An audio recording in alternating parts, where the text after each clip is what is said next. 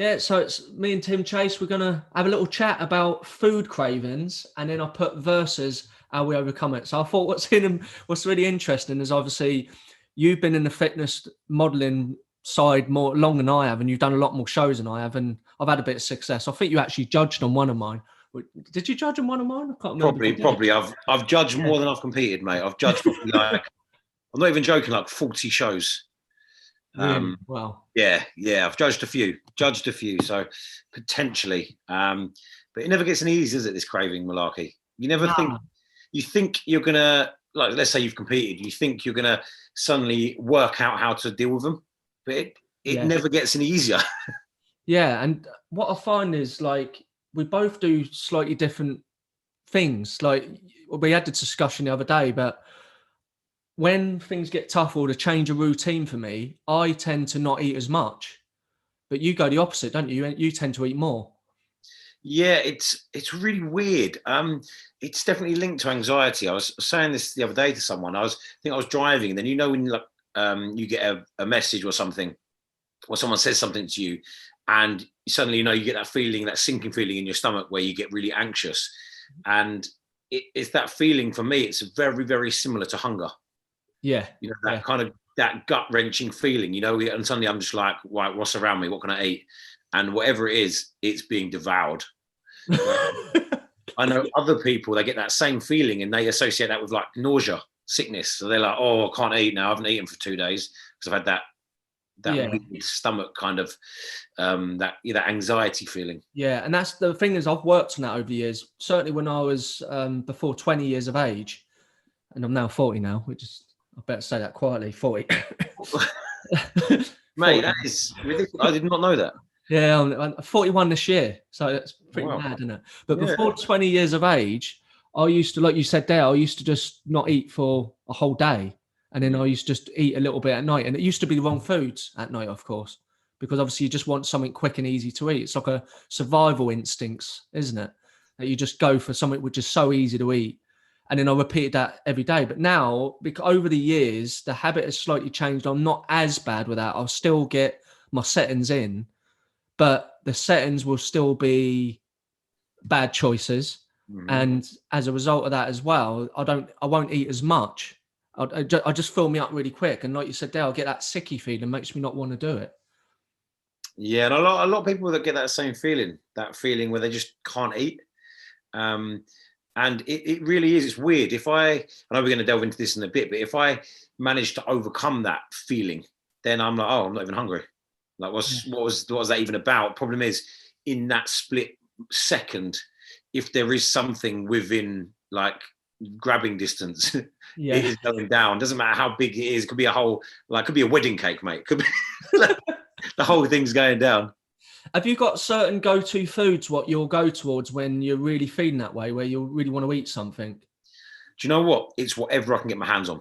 And it normally is the sweetest thing. So I am going out with an Italian, and at her house, I mean, people think I'm exaggerating. We're talking bags, like bin bags. People have heard me say this before, of snacks. Like they'll go to Lidl and Aldi and just buy, oh, we like that chocolate bar, we'll buy 30 of them. So if I get a moment like that when I'm at hers, oh my God, we're talking, thousands of calories. Yeah. That's really funny. Yeah. My missus Sarah, she's quarter Italian. We go to her grandmother, I think she's 94, absolutely amazing woman. But when we go around there, she's Italian, obviously, and she'll just keep feeding us. Yep. It's like 10 courses. And she's still trying to feed you.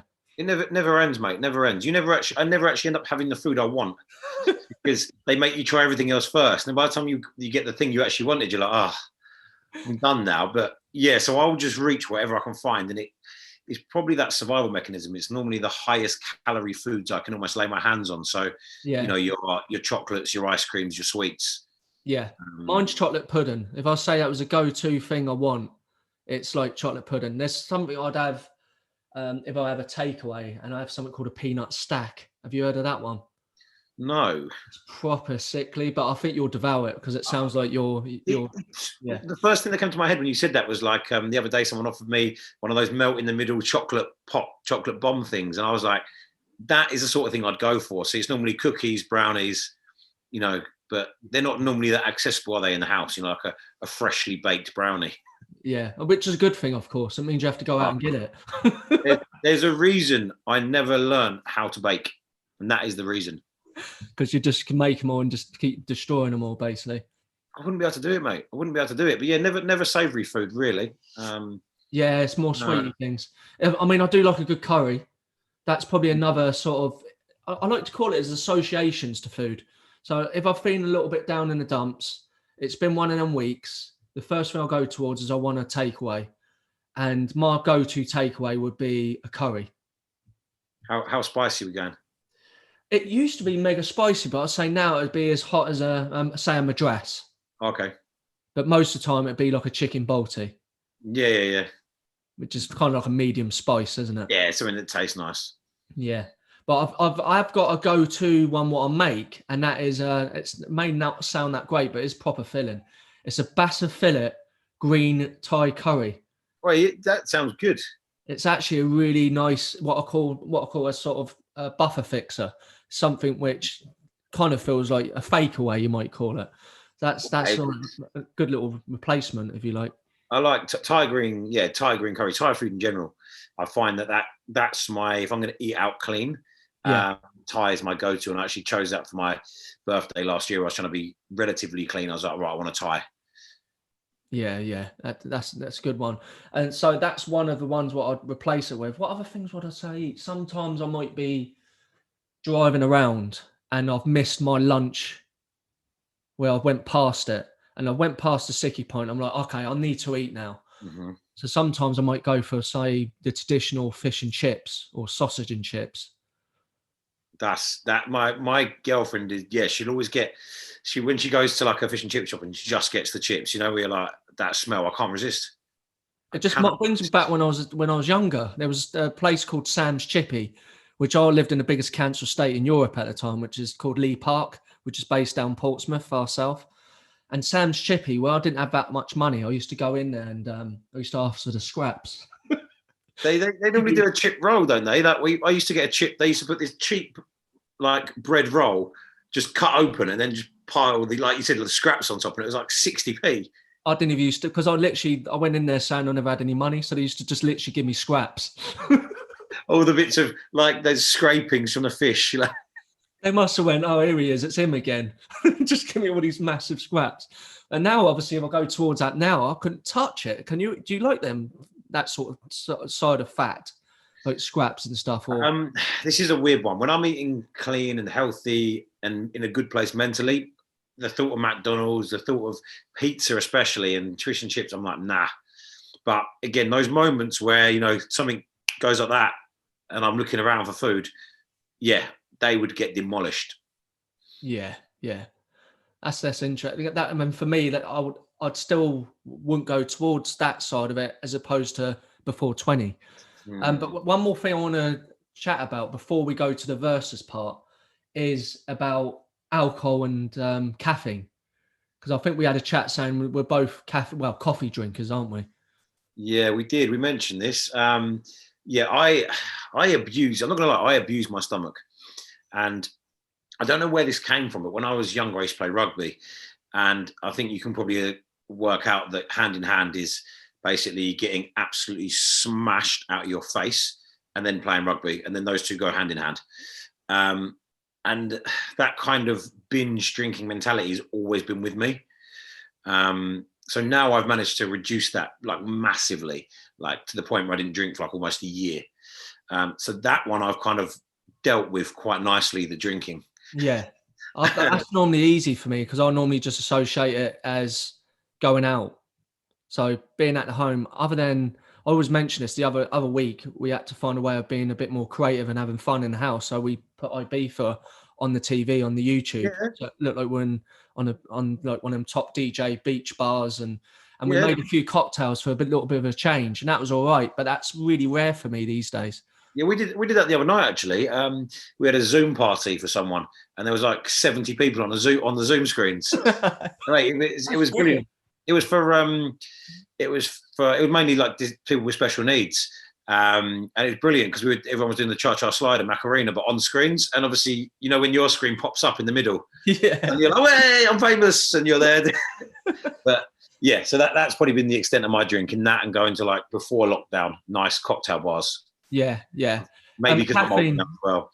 I'd say loads of coffee. I've still got a lot of associations to coffee, big time. I have to go out in the morning. If I train a few clients over Zoom first thing in the morning, and then I have my breakfast, and then I have to go out and get a coffee. It's like my way of getting out of the house. So that's my go-to of a way of just clearing my mind, you know, being on my own in my car with my coffee. Yeah, I'm the same with you. I have to walk when I do my cardio, whatever you want to call it, my daily walks, which become a thing in lockdown. I have to walk to somewhere with a purpose. So I always end up buying a coffee. And now, because I'm trying to save money, it's got worse. I've started turning to Monsters and now to fake versions of Monsters. So like what are they, Blue Bolts and I think they're people who know Lidl and Aldi will know Kongs and Colossus. My stomach hates me. Hates me. Oh, so you're on another level. With me, it's coffee, but you're literally like any of the caffeine stuff, like Red Bull and all that sort of stuff.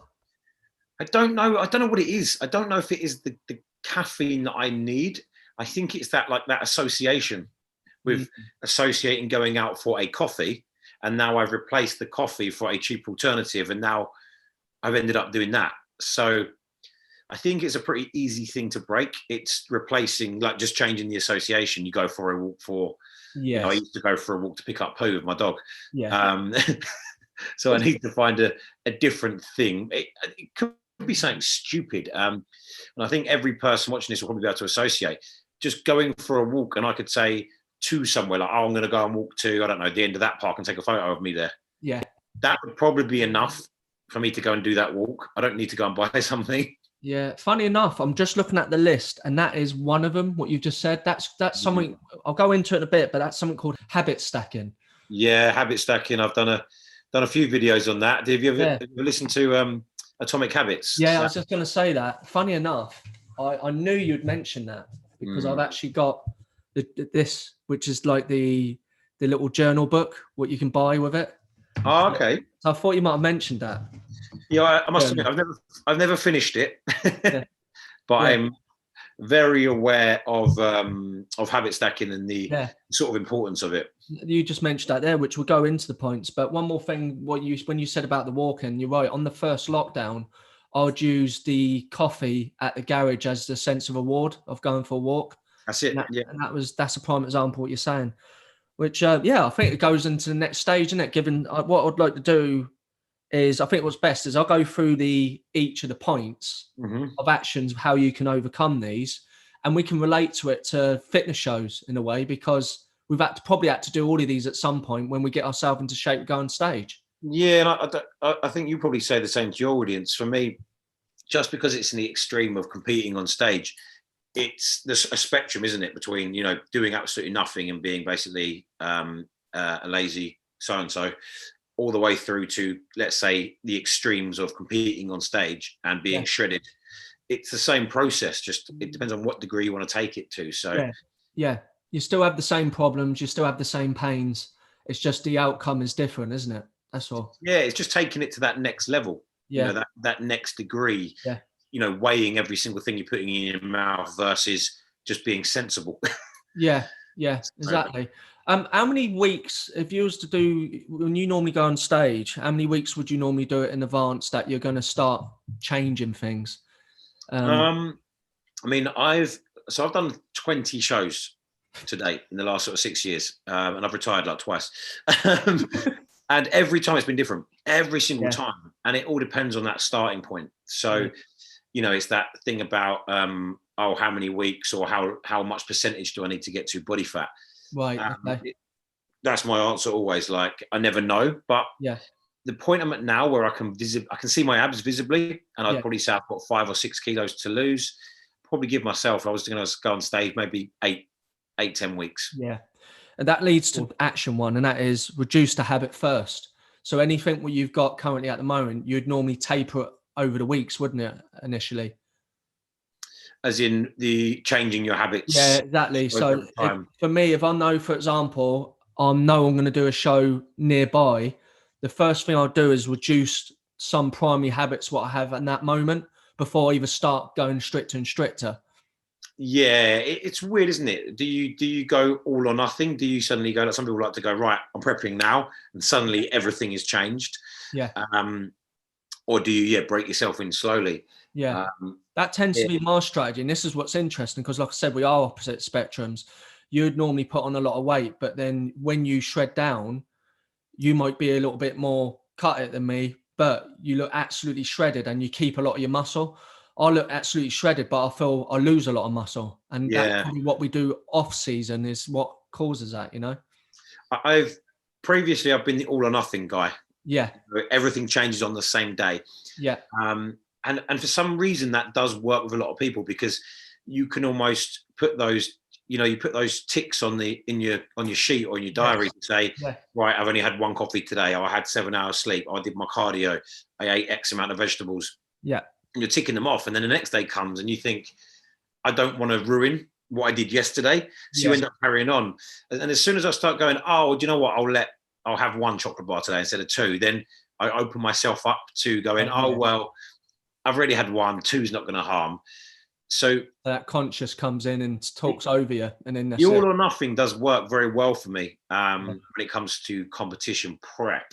Yeah. But I think if I was doing it like I did last time for a photo shoot, then it's more the sensible lifestyle approach of reducing the portions, small changes. Yeah, that's number one. That's interesting to get your take on that. So I'll still have the same approach, both wise. But I know what you're saying. When it gets close to the event for me, that's when I go boom, cut. It depends on how important it is to you in your life and how you rate that goal.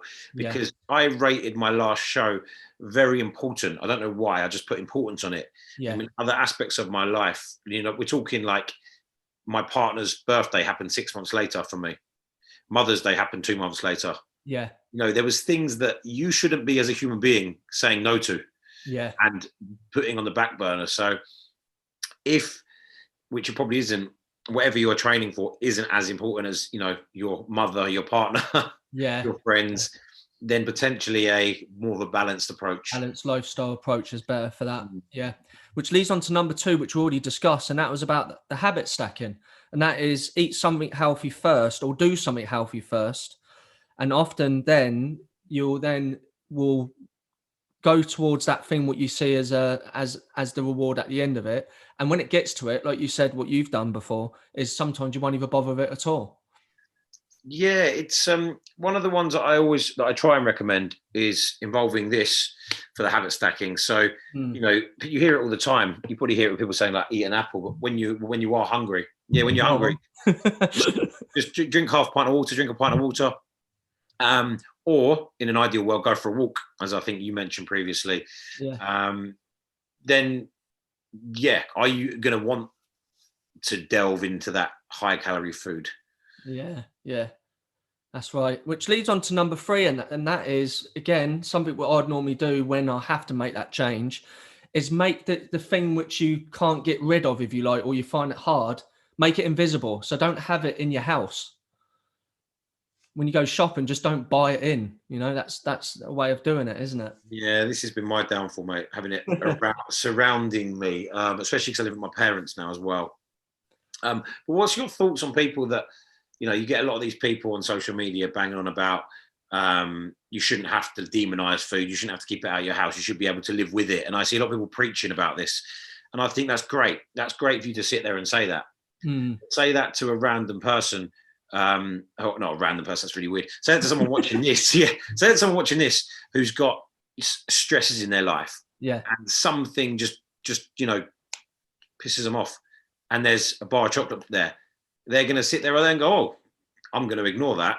Yeah. I don't think so. They're going to eat it and then go, I wish I hadn't eaten that. And make themselves feel worse for it. Again, it's that thing where it depends on what level you're at, how much you really need to change.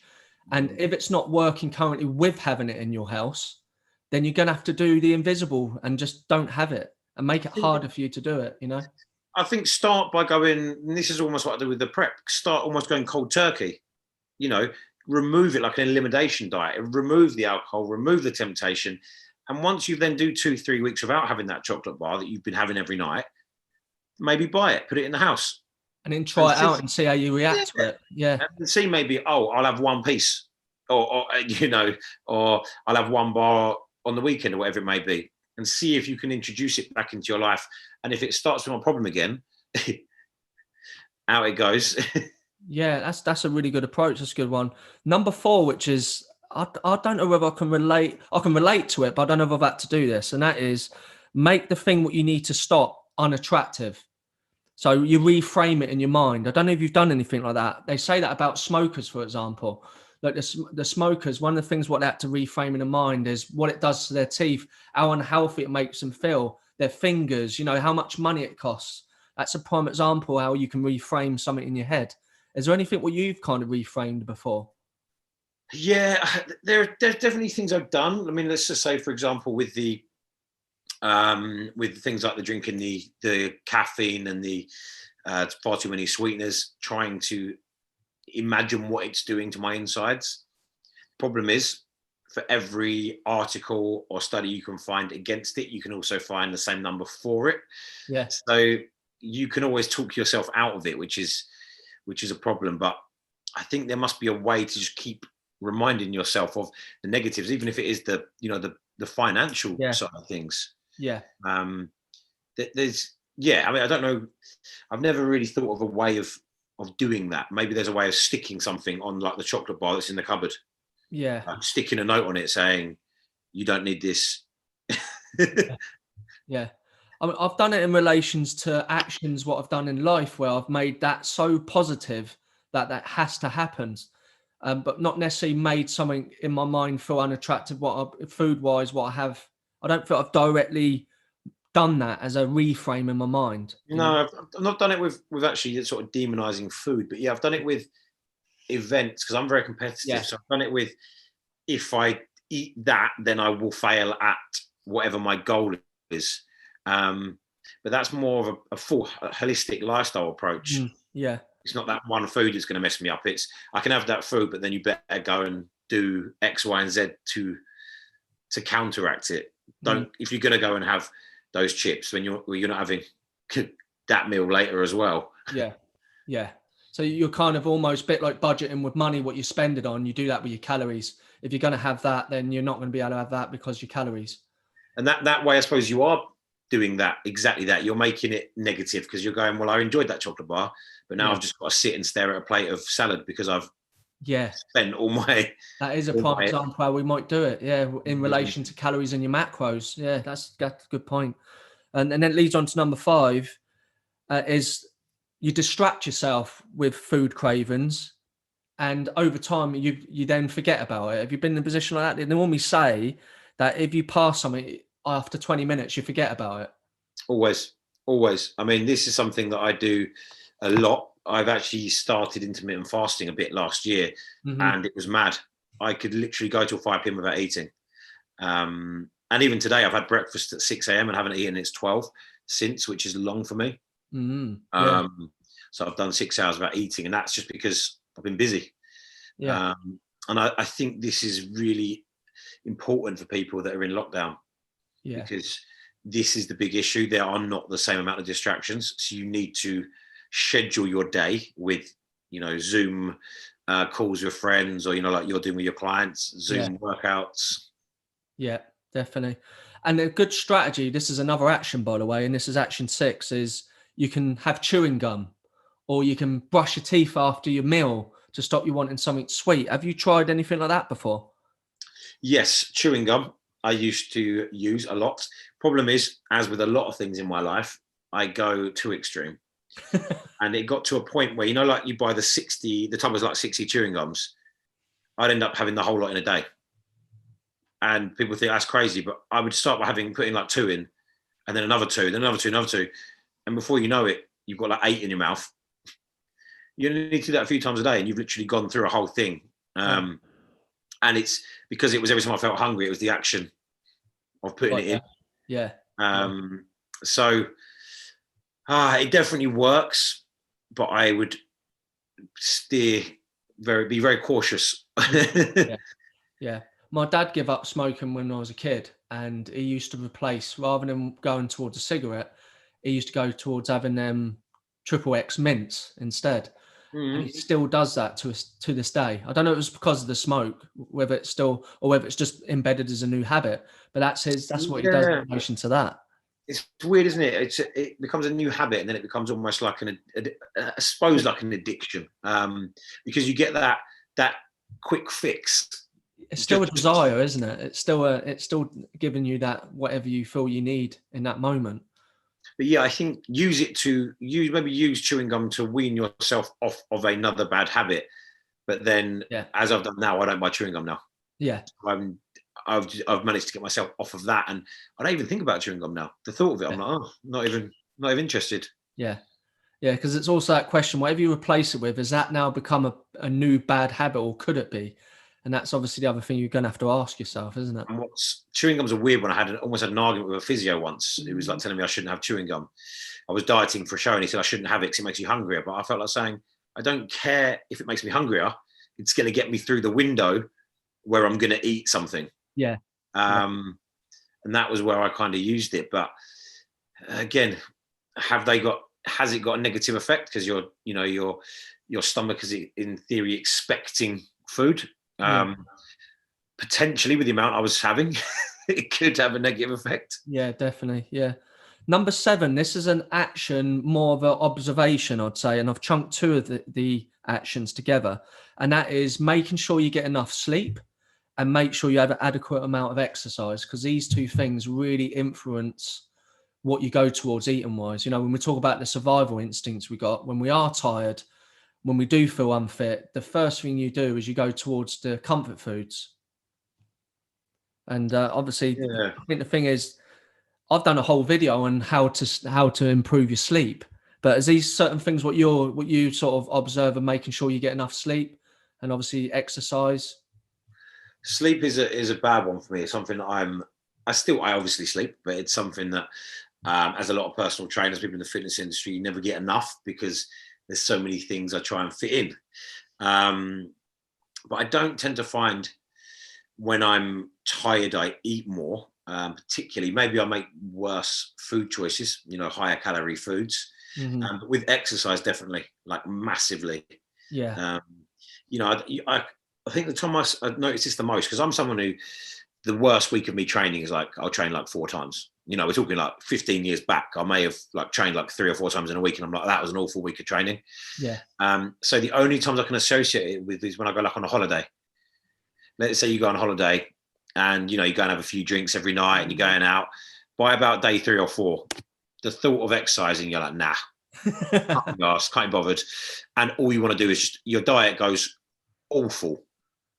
Yeah. The first day of the holiday, I'm out there eating, sampling all the local, the healthy meals and going for green teas. And then by day 4, I'm just like, I'll have burger, chips, ice cream, chocolate bars, beer.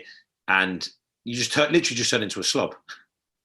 You eat. I mean, I still work out when I'm on holiday, more for clearing this. Yeah, I do. If I can. It just made me think of something. I tend to eat loads if I'm at one of them all-inclusives. Oh. I do not stop eating. That's the time. And it's almost like in my head again, it's that thing of, oh, it's free. Well, why wouldn't I go up for another course, What I tend to do is I do tend to, my ideal holiday for, say, like an all-inclusive is to get up nice and early and go and have a morning session and then go to the buffet, which is more dangerous. But again, you're making conscious decisions because you've released those endorphins, you feel good, and you don't want to waste your hard work. But I find with those buffets, portion sizing, oh my God, I thought I was good at portion sizing, but you go up and you go, I'll have some fruit, and then I'll go and get this, and then I'll get that. Yeah. You don't realize that you're going, oh, I need a bit more protein. You just don't stop eating them. I just have course after course. I don't know how to get it in. I'm literally going, oh, I think I need a bit more protein on there. I won't eat till lunch, or a bit more carbs. I'll just sample the pastry section. That's mad, isn't it? And then the final point we've kind of already covered, and that is action 8, is substitute a sort of something what you see as a bad food to something that's healthier. I call it like a compromise fix, if you like. An example of mine was the homemade bassa fillet green curry. Have you got any go-to ones like that yourself? I've used this seems very boring, but my main go-to is salad. All right, so I will literally go for lettuce, cucumber, celery, and I will make the biggest salad known to man. And that will be a way of, if I'm actually just like, oh, I'm so hungry. Yeah. You make a massive salad, whatever it is, chicken or fish, and I put on like, the low calorie, very low calorie sauces or whatever. By the time you've got through that whole bowl, I'm bored of eating now. Like I'm so overeating. That is the good thing about salads. It does fill you up. And people think it's weird, but yeah, that'd be my main one. Then it's just all the new low calorie alternatives. I was going to say that. Like, you can get protein bars, or you can make a homemade dessert and have better choices, ingredients in there, can't you? Yeah, I tend to go for a lot of like maybe even the zero noodles, the low calorie noodles that are basically just water. Yeah, things like that are my kind of things where I can go and still have a full meal without noticing. And a lot of sort of roasted veg. You can do a very, very healthy roast dinner. Easily, definitely, yeah. Without the Yorkshire and the roast potatoes and the little. No, I still do them. So my girlfriend gets really annoyed because I'll just I'll get like baby potatoes and I'll cut them up tiny, into little, I don't know what they're called, the official name, the little croquettes or little tiny little cubes. Bit of 1 cow spray, bit of like seasoning, jerk seasoning or something. Yeah. And some carrots maybe, or some courgettes or whatever else. Some onions, some tomatoes. And then literally it's just chicken and potatoes. Yeah. Because it's all been roasted. That's good. It's no oil on it. You've roasted it still. And like I said, you've made them small, so they'll still be soft. Oh, if you don't make them small, they're just jacket potatoes, aren't they? Yeah. Exactly. Have you got any others that you do? The desserts is definitely one of them. There was one what I made with dates, where I put it with the oats, dates, and a few dry fruits. And I've tried it with protein powder to pad out the protein with it as well. So I've tried that one before. I've done it with chocolate muffins before, using cocoa powder and protein. It's trial and error with stuff like that. So they're really good. I've done similar with that. They're basically almost, you can make low carb muffins, pancakes. The only thing for me is, so I would make a lot of pancakes. Anyone who sees my Instagram, I used to make pancakes every day when I was on prep. Egg whites, protein powder, oats. They are healthy because they're protein pancakes. The thing people need to remember is the calories can add up very quickly with them, like very quickly. You put a couple of scoops of protein in, you put some oats in, you put some egg whites in. Yeah, it's all healthy ingredients. You put that bit of peanut butter on top and whatever else, some nuts and some fruit, and before you know it, you're packing 700-800 calories, and it's gone in seconds. Yeah. That's what you still got to be mindful of, isn't it? It's that, yes, it's healthy, but you still got to manage your macros and your calories with it. But there are very simple solutions, like the 1 cow spray. Yeah. Will massively bring it down. Maybe putting in the almond flour, coconut flour. Mm-hmm. If you do have something like cereal, then maybe almond milk. Again, they're only little savings, but speaking of which, we tried the coconut flour last weekend and made some scones with them and put blueberries in there, and that's another alternative with that. Yeah, and you don't really notice. Don't tend to notice the difference massively. Like, I use egg whites quite a lot, so I'll put one or two yolks in, and you can have a big old omelette. Chuck in loads of veg and stuff, a massive omelette, and it's probably about half the calories of what it would be if you're using 4 eggs or 3 eggs. Yeah, exactly. Yeah. Well, they're the 8 actions. I think we covered loads. we went off on one there. I think it was about 40 minutes. I'll get carried away, mate. I mean, again, the people listening, they might have some sort of actions what they do, what we may have not mentioned, or they might have some meals what they do as a sort of go-to. Be good to hear from you. So leave comments, drop us a message. But yeah, it's been great having a little chat with you today, man. No, it's been good. It's been good. I mean, next time I'll put some thought to it. Well, I said originally I got in contact with you because I was thinking doing some sort of challenge, but then seeing how you devour food, I thought that would be terrible for me. I struggle to free bananas. Yeah, we'll have to do so. I'll have to get that on mine. Actually, I'll have to give that a go. Oh, let's see where you get on that. I've got a funny story about that. So when I was 18, my mate, we were drunk, as you were. My mate had a bowl of bananas, and for some reason, we thought we'd see how long it would take me to eat 3 bananas. So I think I ate them in like 40 seconds or something. And he Googled it and was like, oh my God, you broke the world record. You know what I mean? You've actually got the world record, like the most bananas ever eaten in a minute. You know, we're thinking, oh my God, this is amazing. And then I think he then realized later on he completely read the numbers wrong. You know, I was thinking, for a minute, I thought I was like, you know, the world record holder in banana eating. I think potentially you could be a world record holder at something, surely, in relation to food. Yeah, there's a few good people out there, mate. Beard Meats Food, Leah Shakiva, but I try and avoid those YouTube channels now, mate. Yeah, well, great. Well, we'll leave it there, and obviously we'll connect back and do another subject, or maybe do a challenge. I think we'll have to, mate. Something's got to happen. But no, pleasure. Thank you for chatting. I learned some stuff myself. See you soon.